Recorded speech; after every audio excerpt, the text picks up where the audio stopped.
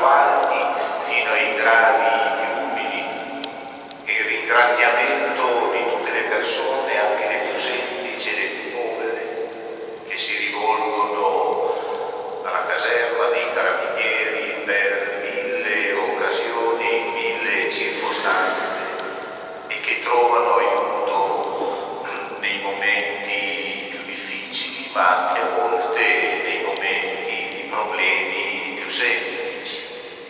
Mi pare giusto, a nome anche di tutta la comunità diocesana e di tutte le chiese che sono in Sardegna, dire un grazie all'Arma per la collaborazione, per l'attenzione ai tanti problemi, soprattutto vivendo in un territorio duramente provato. Ogni piccolo gesto di attenzione e di aiuto diventa particolarmente prezioso.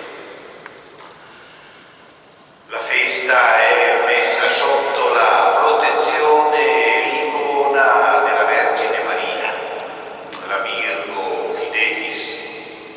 E allora anzitutto un pensiero alla fedeltà di Maria. Che tipo di fedeltà ha avuto? A chi è stata fedele Maria?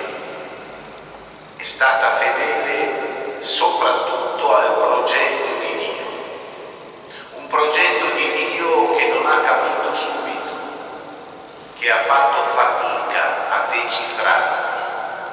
Il dialogo dell'annunciazione dell'angelo Gabriele a Maria è significativo.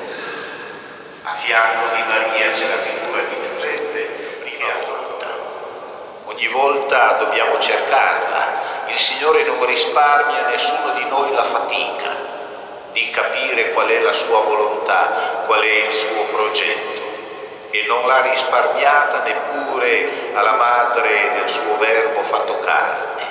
Anche Maria ha conosciuto, diceva il Papa San Giovanni Paolo II, ha conosciuto il buio della fede, è passata attraverso il tunnel buio del pellegrinaggio della fede, come Abramo e come tutti coloro che si riconoscono nella fede di Abramo, padre dei credenti.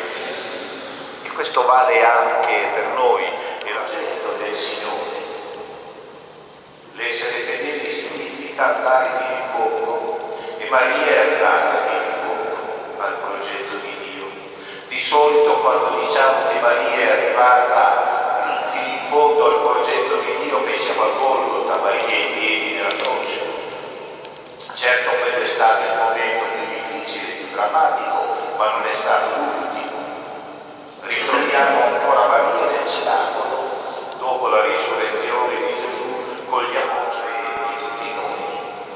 Ecco allora che il tragitto della fedeltà di Maria è un percorso lungo, che in qualche modo riassume tutte le nostre esperienze di ricerca dei progetti di Dio, della sua posti a servizio della patria.